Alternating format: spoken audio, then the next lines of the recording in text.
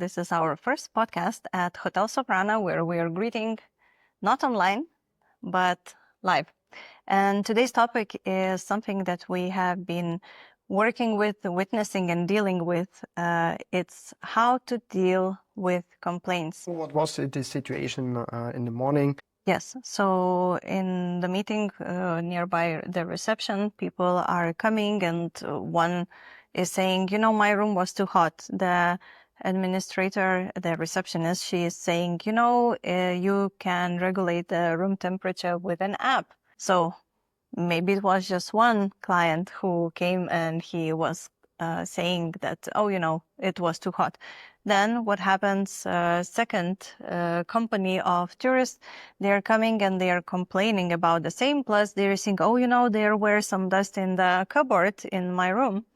And how would you comment on complaints by the guests in the hotel? Do you think it's something to improve on, something to work on? Or is it more that some customers might be also using it as a leverage to get discount, because they are seeing it not in the meantime of stay, they're seeing it when they are leaving? I think it's a melting pot of everything, right? Yeah. At first, be thankful that the guest give you the feedback in live. Yes. Then you have the chance to react. That is the most thing. Instead of driving home, everything is okay, and you get 1-star Google recension, for example. Or booking. Or nothing, or a bad testimonial or what. So at first, when you as in the role as receptionist or as hotel employee or whatever management, be thankful that somebody said something to you in general, and then it belongs a little bit how you react on that. I think in this case, whenever a receptionist is saying, there is an app after it has been, say, damage control, they already experienced, they could not sleep at night because it was too hot and so on and so on. So in this case, saying that there is an app after, it's not helping. I think there should be fluent communication when the person checks in the hotel. Mm-hmm. At the hotel room.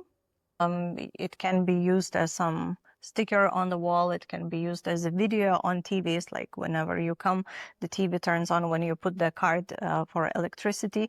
And automatically it can be that, dear visitor, this is your introduction to stay in this room. If you want to regulate the temperature, download this app. Here is the QR code. If you want to call the reception, this is what to do, and so on. So I think it's a lot about how we choose to communicate, how we go with the process. On the one hand? On the one hand. On the second hand, I know that there is also a type of clients who are complaining to get the discount. Could be. I would jump more on the first step, because it's the point. Only imagine going on the shoes or on the position of a guest. Maybe you fly some hours, you travel half a day, and you be happy to come in the hotel. And then you stand in front of the receptionist and you only want to have maybe a cold shower or whatever. How much information I can catch for myself or can adapt for myself to be prepared for the room. So for me, it's better to do the setting, I would say, so before. Maybe when you book, then you get, hey, welcome video, hey, we have specialized app and so on. That is, again, we had it already, this customer journey. Yep. And it started not in the door of the hotel, it started by the booking. So what you can do. So second thing is, when you have 1, 2, 3 times the same issue or the same thing is, okay, what is your internal process of such things? So level of escalations, 1 star, 5 stars, and so, and coach the team, the receptionist, how you can react in this moment. But responsibility is not a one-way street. When I noticed, what the hell? It is too warm. Maybe I need some ice cubes for myself to cool down or what? I think in a good hotel you can ask in every moment. Therefore, you have the phone for the receptionist, how we can solve it, or don't wait till the Check out. morning, till the checkout, because it level ups your feelings. Yeah. So don't be shy, because sometimes I also think people don't allow themselves to say something because they don't want to disturb or whatever. Oh, when I would be a receptionist, I don't want to call that I get a call at nighttime or whatever. But it is your job. Yeah. It is, and so it is together solve such things or prepare such things, and not you are guilty and you are guilty. It is about the discount. How many clients or guests you have with such behavior, and it is also a result of the presetting and positioning and image of the hotel. Either you attract such people because they say, hey, psst, hey, when you go there, you get $500 lower price when you say so, or not. So it's also a kind of positioning. Not every guest can get the full service and the full guest giver behavior, but some hand on the heart, somebody not. I think it's also how the hotel handles the situation, because in this case it was that they did not do that discount, but they gave some special gift for all of those tourists that were saying something about that, but they did not to that first one. Yeah, that is okay. Because when you're coming at home, what is the result? You're coming at home and say, oh my God, the room was so hot, I cannot sleep and all the things, but I get the gift. Yes. So, exactly. And then happen a little smile, and your conversation partner said, huh? You have a problem, but you get a gift? That is good, right? What is the last anchor when you leave the hotel, for example? You know, how well you were treated, how well it was said goodbye. And it's very often how we remember with these goodbyes, you know, it's not only about leaving the hotel, it's also leaving the company, how the company says goodbye to its team members. It's everywhere. Yeah, and what is the experience and how you can adapt such things, how often you do it per year. I don't think don't change this system spontaneously. Collect it maybe half in a year or one season, and what you can prepare for the next one, do it a little bit more better, like this James Clear methodic, 1% better per day, per month, per year, whatever.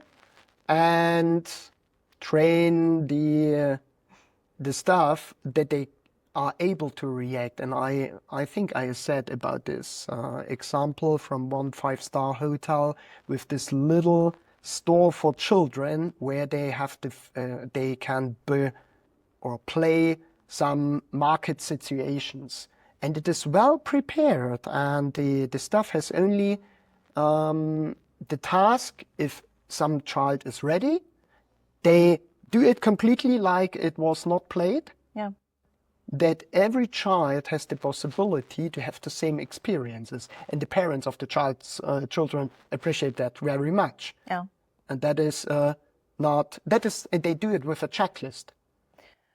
I think that for every company, it's especially for the hotels, when hotels are especially interested in creating good guest experience. You need to have not only the welcome strategy, but also exit strategy. How do you say goodbye to your guest?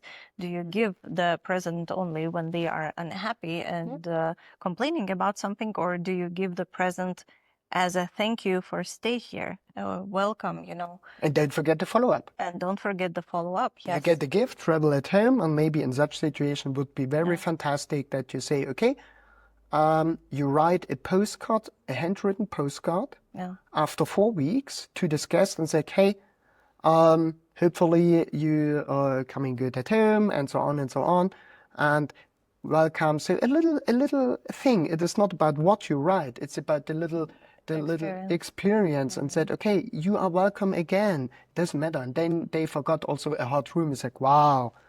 So that is like when you get from your family or from your partner some vacation postcard.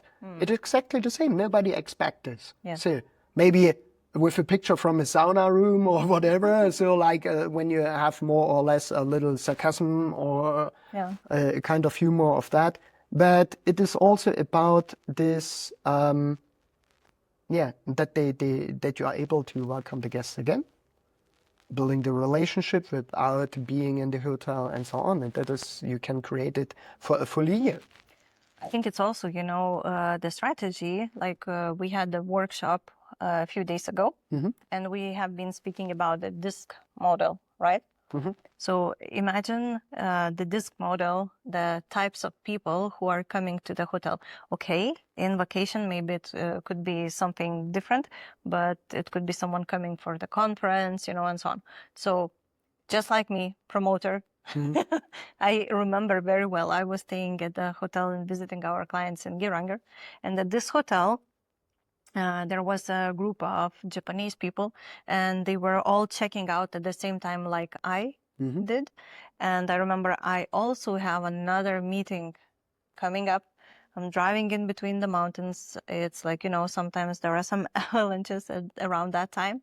And I need to kind of be on point on time. And I'm standing there waiting until they check out. And it's like a whole group, it takes a long time. And I'm only one person waiting at the end. And what happens? I'm waiting, standing there, and I look around, and guess what? I see a whole shop with Barbour Cosmetics. Lipsticks and everything. I got distracted. But for that time, of course, I needed a new lipstick. So I did buy a new lipstick. But with the same time, I was occupied with something. So I did not bother, that, when are they checking out? Why is it so long, Yeah, that's a promoter. For me, as a go-getter, it doesn't matter. So I see the time, okay, it's on time. I want not be at least, or that I have to run also. And then I would say, okay, going in front of the group and say, I need only 2 minutes. Is this okay? Not okay. You had it already. Yeah. I need your help. 2 minutes, I need your help. Yeah. So, and in general, when you have, especially Asia, and so they are more respectful instead of we German, for example. It's a cliche, but it is sometimes so. It's like, I only need 2 minutes. Is this okay for you? Yes. And then you speak directly with the receptionist, and so bring out, so it's on time, it's okay. And so going in the not in the conflict, going in the situation, say what you want, what is your gap maybe or your issue in this moment, and then 50% it can happen that they say, oh no, it's fully okay, or they say, I need a second colleague or whatever. So don't be shy. Yeah, I think it's also the communication from our perspective whenever we are, each of us traveling, that we can also say that I'm in really big hurry. Can I just check out, leave the keys and so on? Even though now it's more or less automatic, that you can leave it and just... Yeah, but I think that there we are again on this optimization stuff. That can be cool, but optimization exit is not a good value for the relationship, for the customer binding or guest binding. Here, we had also record already this robotic or whatever. Yes. That is a kind of, or that is again a part of the customer journey or the guest journey. So to summarize, don't have only a welcome strategy, also prepare exit strategy. Communication, check out if you see the repeating complaints by the hotel guests. If it is repeating again and again, review the process and update your communication. And also automation, it's sometimes replacing the connection. Yeah, and exit is starting again the new welcome. Exit is a start of a new welcome. Thank you. You're welcome. Thank you for visiting us at Hotel Soprana podcast about hospitality. Don't forget to subscribe, share, comment, and see you in 2 weeks.